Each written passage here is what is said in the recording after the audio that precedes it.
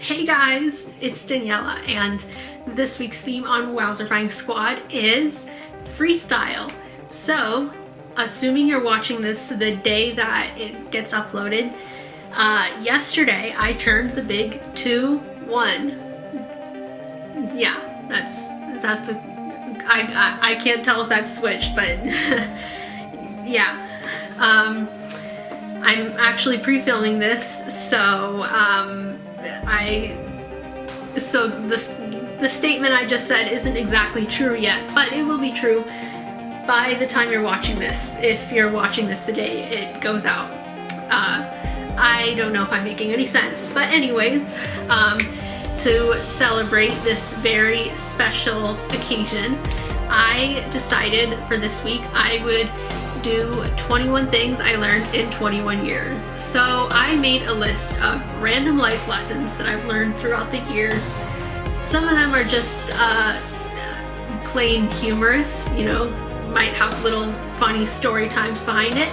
Some of them are more, you know, like cliche wise life lessons, I guess you could say. So without any further ado, let's get on with the list. So, number 1, pack the night before. This is something that my mom always says, wise words from my mom. Yeah, pack the night before. So, basically always, you know, make sure that you're ready, you have everything packed, whether, you know, you're going on a trip, or you are going to a doctor's appointment, or like literally anything, pack the night before. And it doesn't just apply to literally the night before. Like, just pack, you know, well in advance, pack the night before. So yeah, this is something my mom always says. And yeah, so basically just always be prepared and like make sure like you don't forget anything. Number 2, pens are not screwdrivers. So this one has a little bit of a funny story time behind it. So this happened a couple years ago. So one day I was practicing violin as I do every day. When all of a sudden my chin rest fell off, and basically what happened was the screw became loose, so it just fell off. It didn't break, the screw just came off.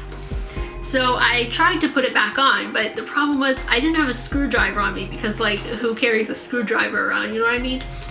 So I just decided, you know what, I'm gonna use a pen. Like, it was like literally like the first thing I found.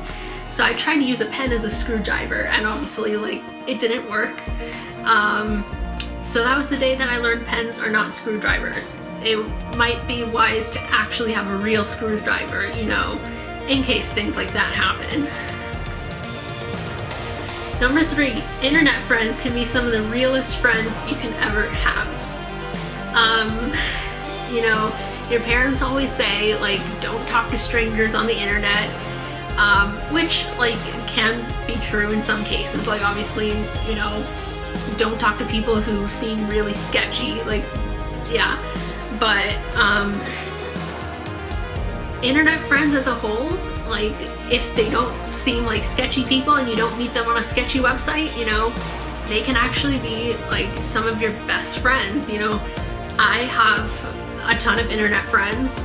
I have, you know, all my friends from WowzerfyingSquad, and I also have, you know, I have a ton of internet friends, and and you know, I'm still friends with all of them to this day, and they've just been some of the best people that I've ever met. You know, distance doesn't define how close your friendship is, you know?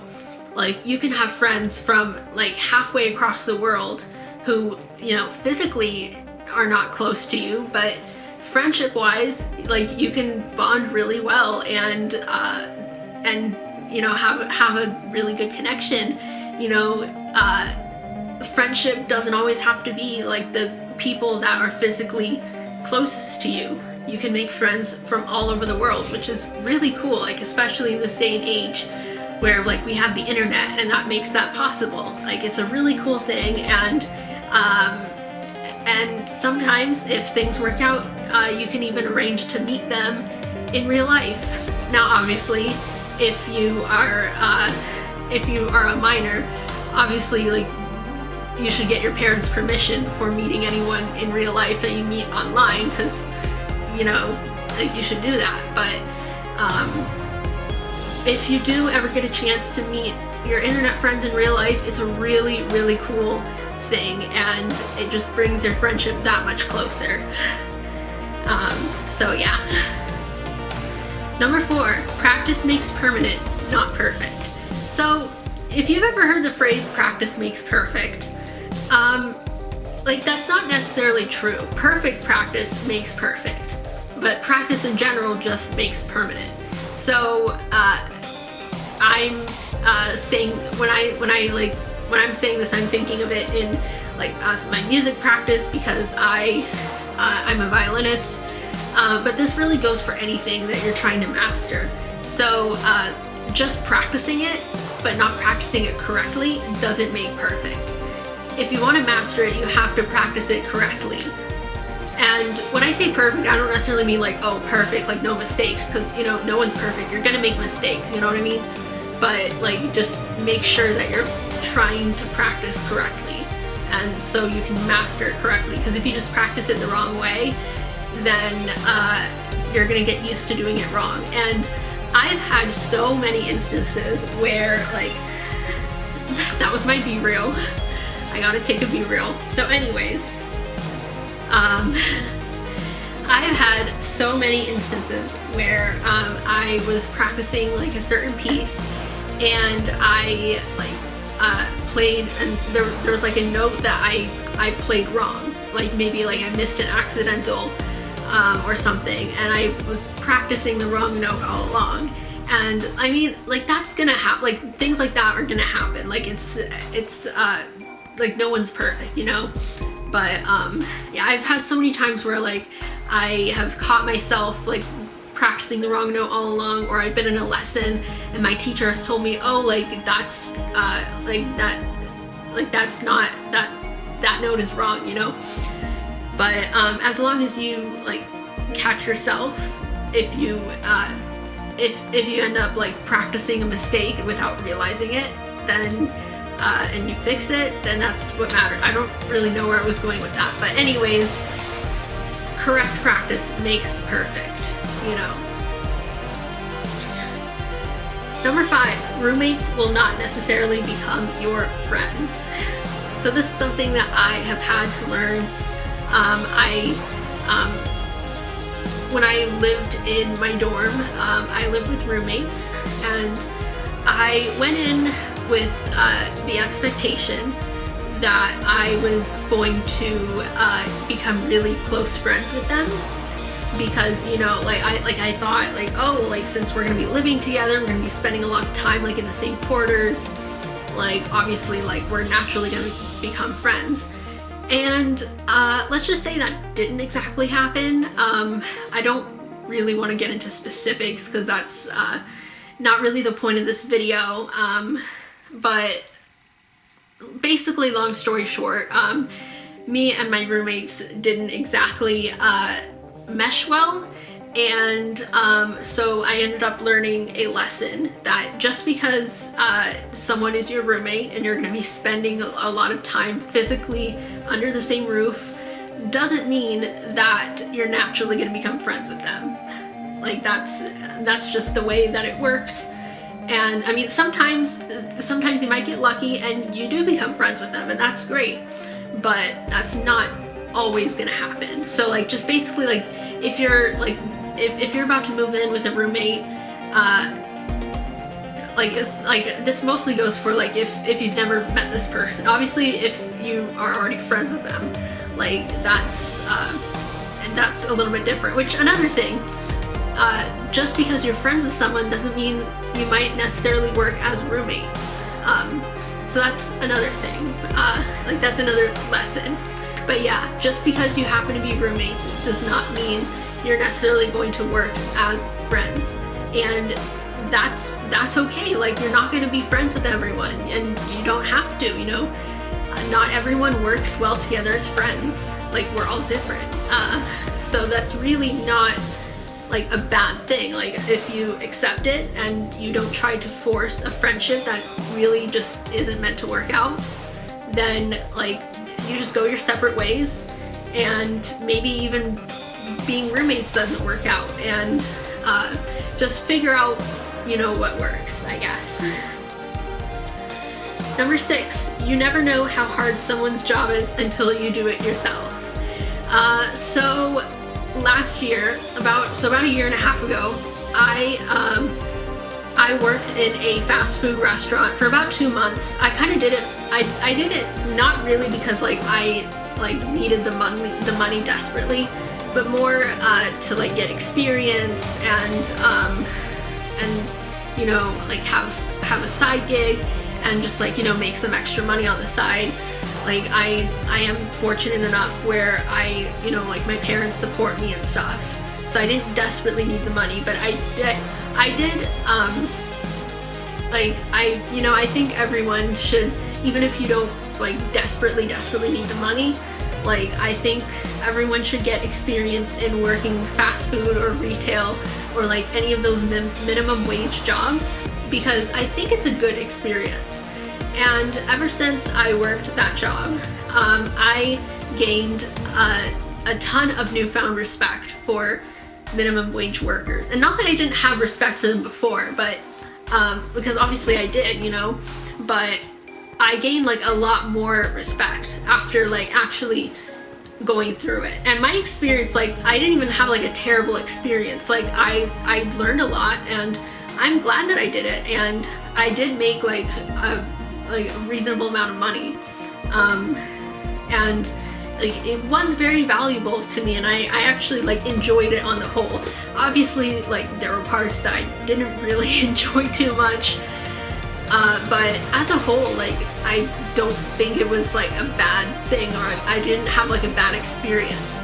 But that being said, it definitely was not easy, and I mean I learned a lot, clearly, because, you know, going through an experience like that really teaches you a lot. And so it really wasn't easy. And so a job like that, it might seem like not that hard, like when you're not actually doing it, you know, like when you're just going to like a fast food place and placing your order, like all you really see is the person taking your order and, you know, repeating back your order. That's really all you see, and that doesn't seem that hard, but there's a lot more. There's a lot more to it, and it's really a lot harder than it looks. And obviously, like, you just have to like have respect for people in general. Like, just respect everyone, you know.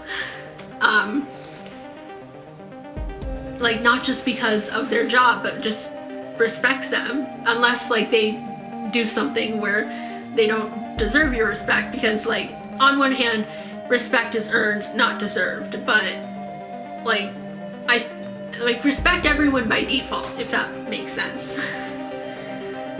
Okay, number 7, you never know how quickly life can turn around. So this really, I especially learned this when quarantine happened, you know, when the world suddenly shut down, and all of a sudden, you know, we couldn't leave our houses and stuff, and we never knew like how bad things were gonna get, you know. Like, I mean, yeah, people were kind of like preparing, you know. It was like around the time when like toilet paper and stuff was like running out in stores, so people were kind of preparing, but like no one knew like how bad it was gonna get, you know. I remember I literally had like my family was supposed to go to New York City for spring break. Literally that weekend we were supposed to leave, like the weekend that quarantine happened. we had like, we were really looking forward to this trip, and then we ended up having to cancel our flights like literally like 2 days before we were gonna leave. And life just did a 180 like that. So you never know how quickly life is gonna turn around. And for me, like, it was just like I didn't really have anything like absolutely serious going on. Like, yeah, it was a big shock for everyone, but like I didn't experience anything like serious. For me, like the biggest thing at the time was, you know, the trip that we had to cancel. But still, like life can happen. Life can take an unexpected turn. So just like, I don't want to say like don't be surprised, because obviously like you don't expect it, but just, I guess, be aware that life can always take an unexpected turn. Number 8, planning a trip is hard work. So every single family vacation that my family has taken, like throughout like my childhood and stuff, my parents have pretty much done like all of the work and planning and booking flights and booking hotels and whatnot, and like doing all that thing, all that stuff.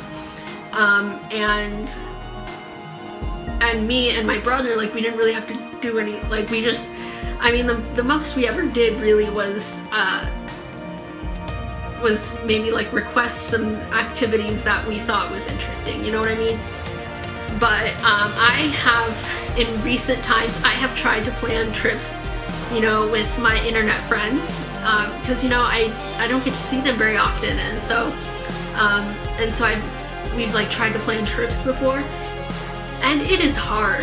It is hard to plan trips, and because like there's so much that goes into it, and also like you have to like come up with a budget, and especially since we're all like we're all like 20 somethings who are like, we don't know how the world works, you know, and like we're trying to like set a budget and plan stuff. It's really hard work, and yeah, so just felt like putting that in there. It's harder than you think it is, and sometimes it doesn't always work out, and that's okay.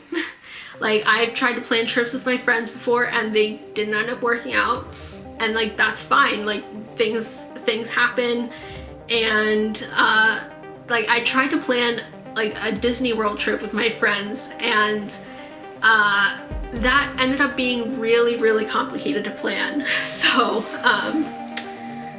yeah, so we didn't end up taking that trip, but hopefully sometime. Number 9, tattoos always take longer than you think. So I recently got a tattoo,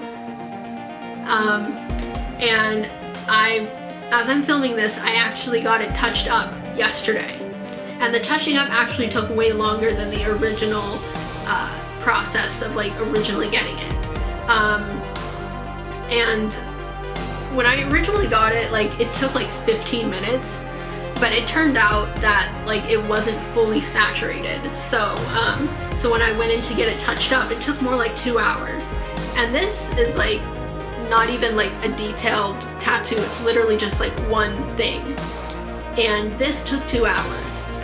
So if you're ever thinking about getting a tattoo, like always expect that it's probably gonna take longer than you think.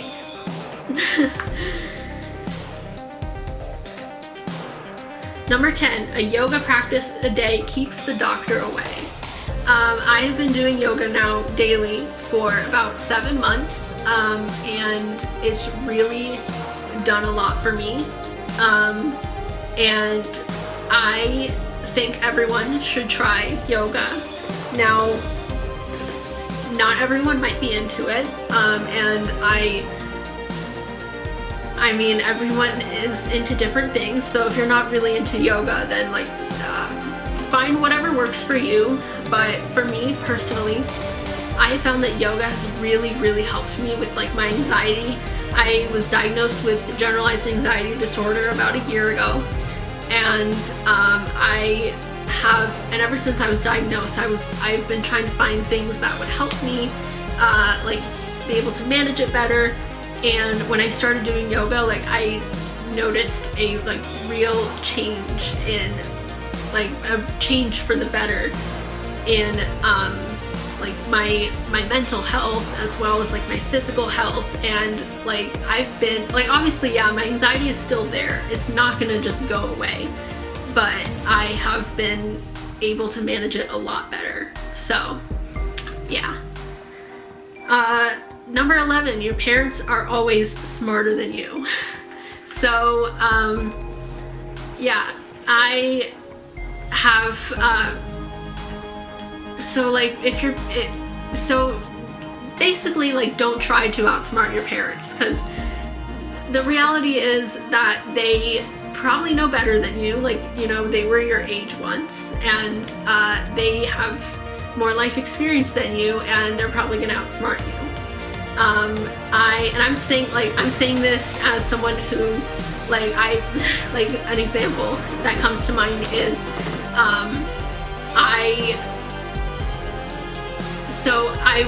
so basically my punishment that like my parents would give me whenever I did something I shouldn't have, like for example watch YouTube when I was supposed to be sleeping, was that they had like this app on my phone that was like a parent control app or something, that basically whenever they turned it on, it would shut down all of my apps that were like entertainment apps and stuff. Well, one day, and they really only used it for punishment. They weren't like trying to control me or anything. It was just meant to be like whenever they were like punishing me, but otherwise, like, I was allowed to use my phone like however I wanted, you know, within reason. But one day, when I was going through a punishment of, you know, having this app turned on, I found a bit of a loophole to get to YouTube. What I did was, my phone had like a phone information app, which obviously wasn't gonna be blocked, because like no one thinks that that's gonna be like an entertainment type app that's gonna be blocked.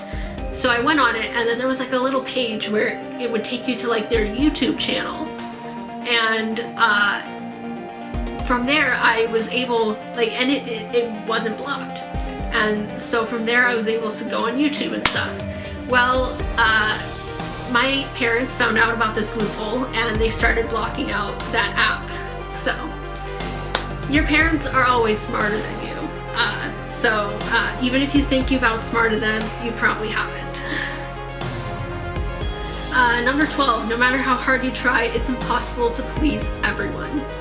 I'm gonna try to go faster now because I've been talking so much, and this video is probably gonna be a million years long. But anyways, whenever I worked at my fast food job, I was like trying to be polite, you know, customer service type thing. I was trying to like be as polite as possible, and like, you know, for the most part, like people were reasonable. I didn't really have any like rude customers, but I did have an experience where a customer complained that I was rude to them, which I literally wasn't, but I guess they perceived it a different way. And I remember like I was so hard on myself that particular night, because I was thinking like, oh man, like I tried to be polite, and like I can't, like even still, like I get accused of being rude. The reality of the situation is you're not going to please everyone, and that is okay. And now I look back and I realize that was just one customer that complained. I got way more people who, like, I've had people like compliment me on how good of a job I was doing, and I've had way more people compliment me than people who complained about me. So as long as you try your hardest to, you know, be polite and be nice and be a good person, it's fine if you don't please everyone. You're not going to. Some people are just impossible to please, and that's really on them. Okay, number 13, your embarrassing moments are really not as bad as you think.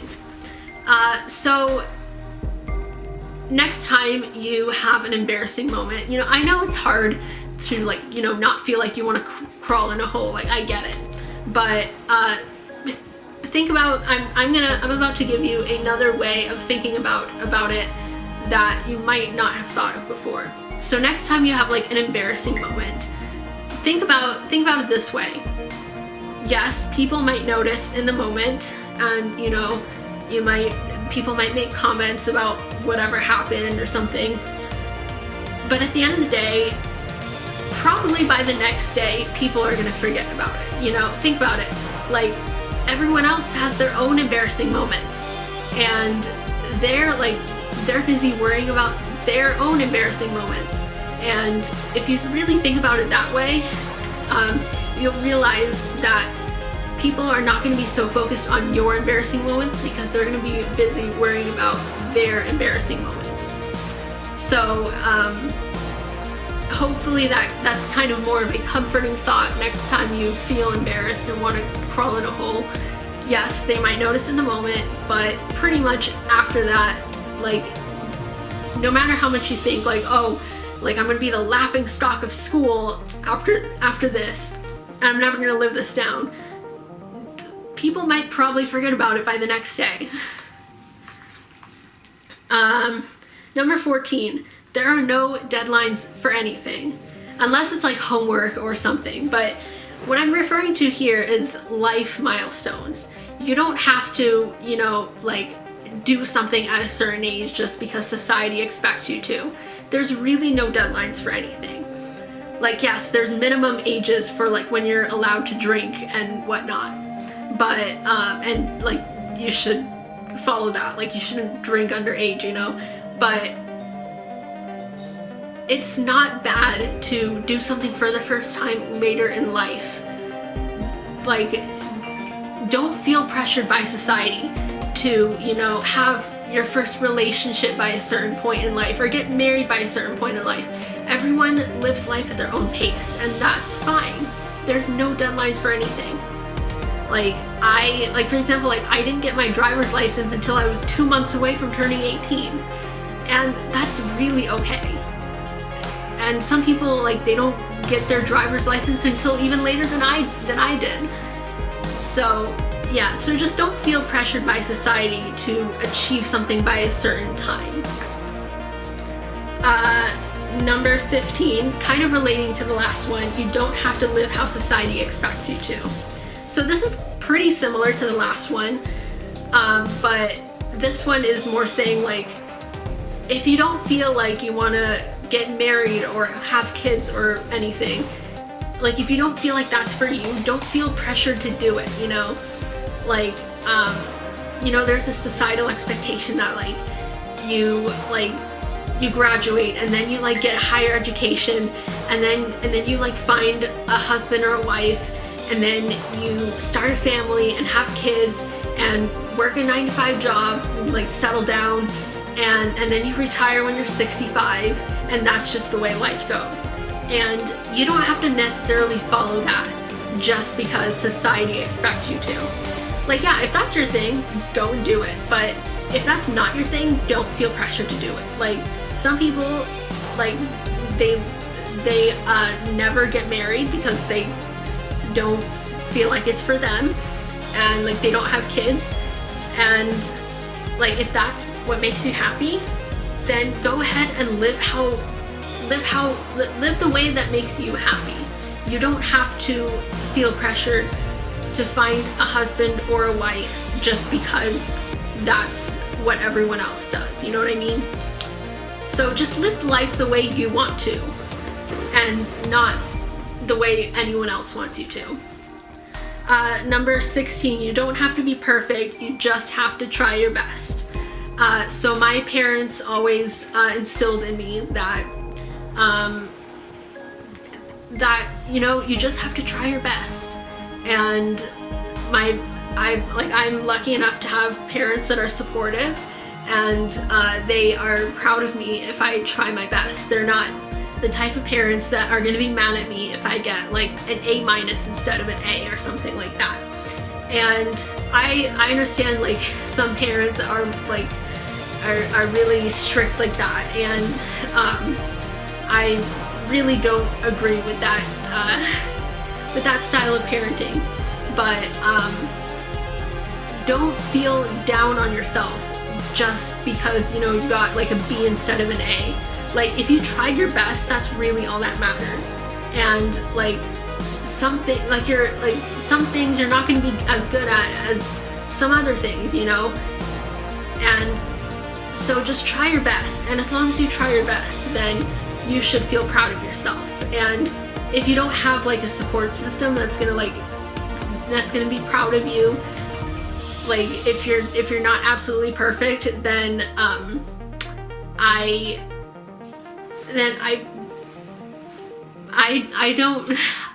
don't really have like good advice for that, which I wish I did, but just feel proud of yourself, you know, if you try your best. Like, don't try to seek the approval of like other people. Like, all you need is your own approval. I don't know if that makes sense. Number 17, everyone is the main character of their own story. So the people you pass in the grocery store who like you might literally never see again, like everyone have like even those people, like they might just be a side character in your story, but to them, like they are the main character of their own story. And it's kind of weird to think about it, because you're not living their life. So like from your perspective, like any random person you pass by in the grocery store is like literally just like an extra in your story, but they are the main character in their story. So I guess the bottom line is everyone has complicated feelings and problems, and like just remember that, you know, like you never know what someone else is going through. And so yeah. Number 18, everyone has at least one area to improve in. Guess what? No one is perfect. So everyone has at least something that they need to improve on. And that's life, you know? You're never done with self-improvement, you know?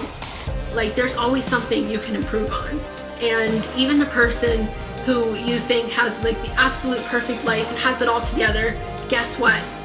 They probably have something that they are insecure in, or that they need to work on or improve in. Like there's they have something, like one area or like life skill that they can use improvement on. So just think about that, like next time you see someone and think like, oh, that person has it all together. They're like the absolute perfect person. Like I wish I was them, and I wish I wasn't like so bad at like this particular life skill. You know what I mean? Like they probably are not as perfect as you think they are. Number 19, being selfish is not necessarily a bad thing. Like yeah, of course there are bad ways to be selfish. Like for example, like being selfish at the expense of other people, like of course is bad. But there's also a way to be selfish that's not bad. For example, taking care of yourself is not bad. Like it's selfish, but it's the good kind of selfish. Like you have to like take care of yourself before you take care of other people. Like you can't pour out of an empty cup. And really, if you put yourself first in terms of like making sure that you are like your well-being is on par before you worry about anyone else's, then it's gonna be better for everyone in the end. Because if you try to take care of other people and put other people before yourself, and you're really like not in a good place, then like you're not really, then they're not really gonna benefit from it, if you know what I mean. So it's best for everyone if you make sure that you are well taken care of before you worry about anyone else, you know? You cannot pour from an empty cup. And so don't be afraid to put yourself first if like you really feel like you need, if you really feel like you need to focus on yourself, like do it. Like take a day to yourself. Take a day where you literally just focus on yourself and you don't focus on other people. That's not a bad thing to do. Being selfish is only bad if it's at the expense of other people. Like, for example, like if you take more than your share of something, yes, that's selfish in a bad way. But if you just take time for yourself, that's not a bad thing.